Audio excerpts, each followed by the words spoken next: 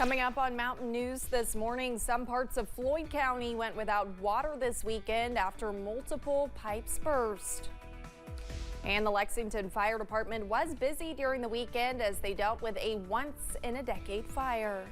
Dedicated to Eastern and Southern Kentucky, this is WYMT Mountain News This Morning. Good morning, I'm Olivia Calfee. We're coming up on 5 a.m. on Monday, January 22nd. Now let's check in with meteorologist Tim Drawbridge for a look at your forecast this morning. Good morning, Olivia, and good morning, everyone. Guess what? Got some mild weather on the way after a chilly start this morning. So yes, indeed, it is a first alert weather morning as some of us are in the single digits. Check out this view from UVA Wise as we see the almost full moon setting on campus. And yes, indeed, the full moon will come up later this week. All right, let's go ahead and check out the live view from just outside our studios here at WYMT. Some of us, again, single digits. This shot looks a little bit on the colder side of things.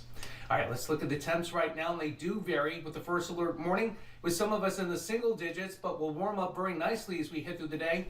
Watch out for some slick spots, the sidewalks, the driveways, and the parking lots.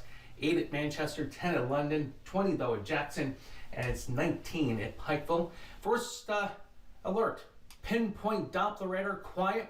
Just got some clouds coming in across our western counties, bleeding over toward I-75. We'll track this moisture to come at us as we head through the next 24 to 48 hours. All right, forecast for the breakfast. Again, based on the temperature in Jackson right now, we'll fall back a few more degrees, but again, it's a bright start to our work week. All the details with the first alert 7-day forecast and how warm we get this week, it's all coming up in a few moments. Olivia? All right, Tim, thank you. Some folks in Floyd County are experiencing water outages with Arctic temperatures causing some pipes to burst along with the main water line bursting as well. Officials with the Garrett Volunteer Fire Department spent their Saturday giving out water to those impacted.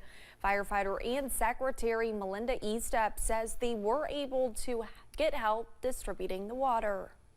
The judge had contacted people about getting some water into the area for those who are out of water or who will be on a boil water advisory. And we were contacted by the EOC out of Winchester, and they had provided 10 pallets of water. We went down last night, picked up 2 pallets, and we have it outside now. Estep says they are trying to help as many people as possible during this time. Lexington fire crews spent most of Saturday at 84 Lumber fighting what they call a once-in-a-decade fire.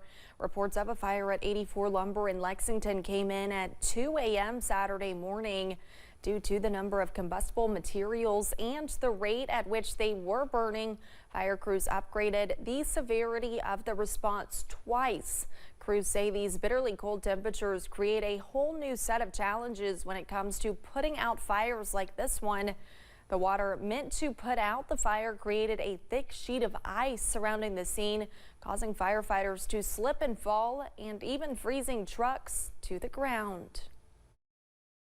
When they got here, it was -1 with a -11 wind chill. So obviously we're fighting fire with water. That's going to freeze to the ground. You're going to have lines, trucks that actually freeze to the ground. Once they froze to the ground, we have to bring out heaters. On top of the challenges created by the weather, Roberts says part of the main building collapsed before crews could even make entry. The fire department is still investigating the cause of the fire. January is Cervical Cancer Awareness Month, the time to raise awareness for a disease that doctors say is preventable.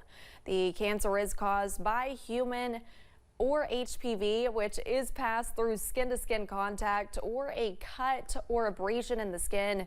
Dr. Monica Vetter with Norton Cancer Institute says it's the 3rd most common cancer in the United States. I think the biggest message is that cervical cancer is preventable.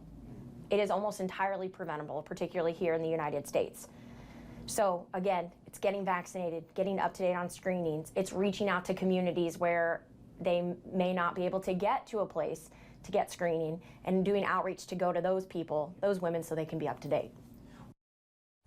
In the early stages, cervical cancer doesn't come with notable signs and symptoms, making screenings that much more important.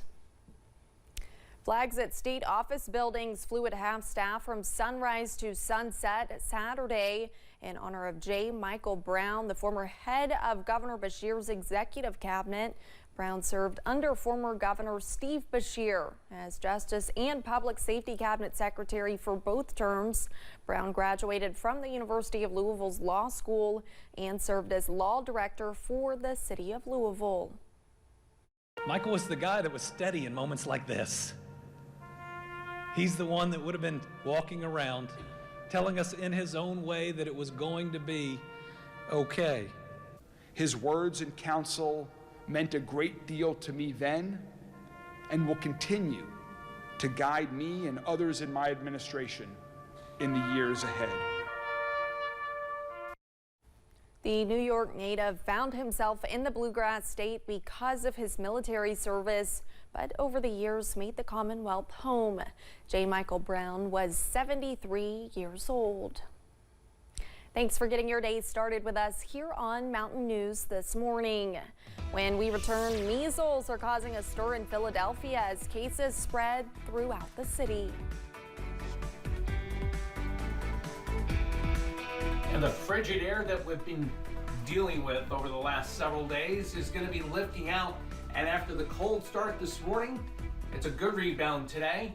It's a better rebound in the days to come. Your first alert 7-day forecast is coming up after the break.